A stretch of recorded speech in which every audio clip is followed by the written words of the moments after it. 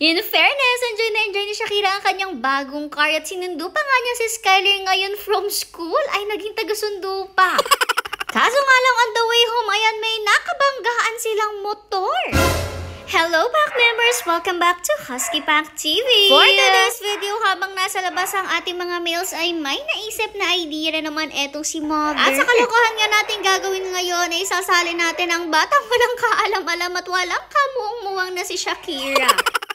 Para nga kasi sa kalokohan natin for today, kailangan natin ng pack member na hindi gaanong malikot at bukod pa doon kailangan yung hindi marunong tumalon-talon kapag nilagay natin sa medyo mataas na lugar. Anyways, pagpasensya nyo na rin nga pala maririnig nyo muna ang kaingayan ng ating pack member sa background kasi nung time na yan ay nagkukulitan talaga sila. Anyways, ito na nga po, paglabas si Shakira ay talaga nakipagkulitan muna sa kanya ang ating batang Skyler kasi alam nyo naman itong si Shakira, super bait niya kahit ang mga bata kabati niya talaga at hindi niya inaaway man lang. Anyways, eto na nga po, nung matalian na ni Mother, etong si Shakira ay ready to go na nga tayo for today. Siguro nga nagtataka kayo, ay bakit ilalabas? Ay hindi pa pwede, diba? Kasi nga po hindi pa natin sila ine-expose sa outside world. Hindi pa natin sila pinalalapat sa mga semento or sahig sa labas. Pero huwag kayong maglala, hindi siya makakalapat ngayon sa sahig kasi nga siya ay nakasakay ngayon sa vroom vroom. Ay, grabe naman ang mga kalokohan talagang pinagagagawa ng mga personality. Yes guys, ito talaga ang ideyang naisip natin for today. Ang pahirapan si Shakira ay charis lang. Gusto lang talaga natin na ma-experience nila ang outside world. Alam niyo yun, yung kahit tingin-tingin lang nang hindi nga sila nagiging delikado. Kaya naisip natin, why not? Isakay na lang natin siya dito sa car ni Skyler na regalo rin ni Wawa. Kapag kasi nakasakay siya sa car na to, hindi nga siya makakalapat sa sahig at kahit himod nga ay hindi niya magagawa. Kaya naman hindi siya mahawaan ng kung anumang sakit. Ang maganda dito sa car na to, malakas talaga ang makina niya to the highest level. Kaya naman kahit medyo mabigat na pack member natin ay carry talaga niya. Bukod nga doon ay may controller yan. Kaya naman kahit hindi na mag-drive ang sakay, basta nakokontrol ng ayos ay push, talagang lalakad yan at pupunta kung saan natin caring papunta. And alam niyo ba ang mas nakakaloka talaga, napawaw kami dito kay Shakira kasi nung una medyo naglikot-likot man siya pero nung makapwesto na siya ay nako, talagang in-enjoy na rin niya yung moment. Sabi ko nga pwede ko tong lagyan ng sound effect na you see me rolling kaso baka makopyright naman tayo. Anyways, dito nga lang rin natin dinala si Shakira sa usual na pinupuntahan natin kapag kasama natin si Hercules since patuwid nga lang ang daan dito. Kaso ewan ko ba nung si Mother na ang nag-control, bakit yung daan ay biglang naging bali-baliko at mayat maya na ngay lumiko etong car na sinasakyan ni Shakira. Feel ko tuloy ay medyo na-tense si Shakira nung time na to kasi bakit ba daw ginagawa siyang praktisa ng mommy niya? Ayan, tuloy talagang paliko siya ng paliko at halos ihulog na nga ni Mother sa dyan sa kanal.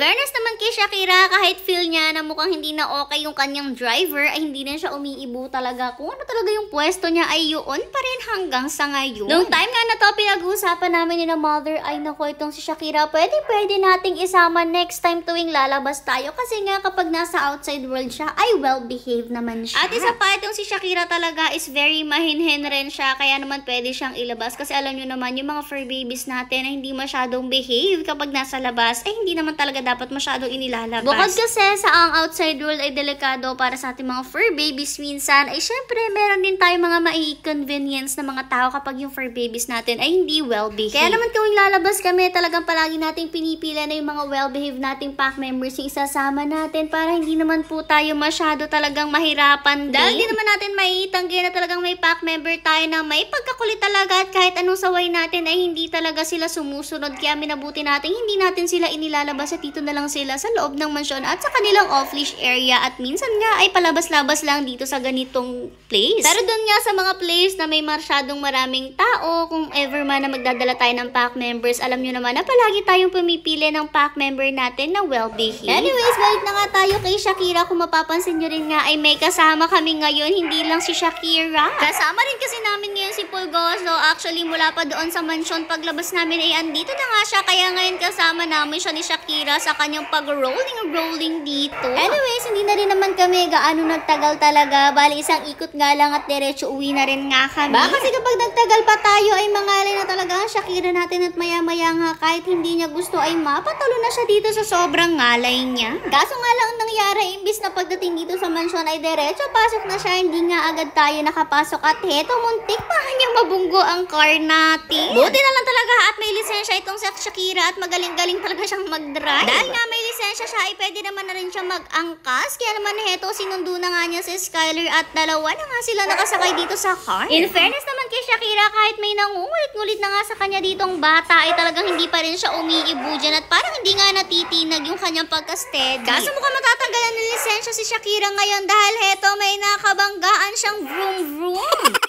Si Kuya Edmar nyo nga yan kasi nung time na yan ay katatapos niya nga lang ding magpakain ng mga doggies sa labas. Ginagamit niya nga yung vroom-vroom na yan para makarating siya doon sa mga doggies na medyo malayo kasi nga nagpapakain pa rin tayo sa kanila. Anyways, etong si Shakira naman at si Skyler, konting ikot nga lang din. Actually, dito nga lang tayo pumunta sa gilid ng ating mansion. Tapos, diretso na rin nga tayo sa harap para maipark na rin natin etong sasakyan natin. Si Skyler nga nung time na yun, nakala mo talaga yung nagmamasa nga po ng tinapay. For the pukpok talaga siya at minamasa niya yung tenga ni Shakira. Buti na lang talaga mabait ang Shakira natin. Pagdating sa harap ng mansion, heto na ang mga pulis nakaabang na talaga kay Shakira. Pero ang mga pulis na to, hindi sila yung mga mag-interrogate na pulis ha. Mga naiingit na mga pulis yung mga yan. Ganyan kasi talaga yung mga pack members natin, talagang naiinggit sila kapag meron nga silang kasamahan na naiilabas. Pero syempre hindi naman pwedeng lahat sila ilalabas natin. Lalo na nga kung hindi natin pwedeng isakay sila lahat sa car kasi majority po ng ating pack members kapag nilagay mo sa ganyan, ay Diyos ko, talagang tumatalon. Swerte na nga lang tayo na meron tayong Shakira kahit isa man lang na pack member na kapag isinakay mo at ipinuwesto mo ay talagang hindi na lang rin nga iibo. At least may napapaglaruan tayo. Ay, charis lang. Anyways, dahil buhat na rin nga ni Mother si Shakira, pinasok na rin nga siya dito sa loob ng mansyon. At dahil mga females na nga ang nasa labas, syempre kailangan makasabay na rin sa kanila si Shakira para makapaglaro-laro siya, maka-exercise at syempre makapati na rin. And as expected, paglabas si Shakira ay talagang pinagkaguluhan siya maigi ng pack members natin. Inamoy-amoy talaga nila dahil nga lumabas ang Shakira at for the inggit talaga silang lahat. Dito naman sa loob ng mansyon, heto na nga ang kaganapan. Pumasok na si Skyler dito at nangungulit-ngulit na nga sa iba nating pack members. Lately rin nga natutunan nitong si Skyler na pumasok sa mga cages ng pack members natin kapag walang laman. Tuwan-tuwa rin nga siya sa mga grills nila. Huwag kayong mag-alala, malinis naman to dahil nga po nililinis to ng mga tagalinis natin dito. Basta rin nga lalaka dito si Skyler. Diyos ko, tuwang-tuwa na iba natin mga pack members at todo papansin na sila kasi nga po nakakakis talaga sila sa kanilang batang Skyler. Eto nga si Britney, tingnan nyo, kembot na kembot talaga siya sa sobrang saya.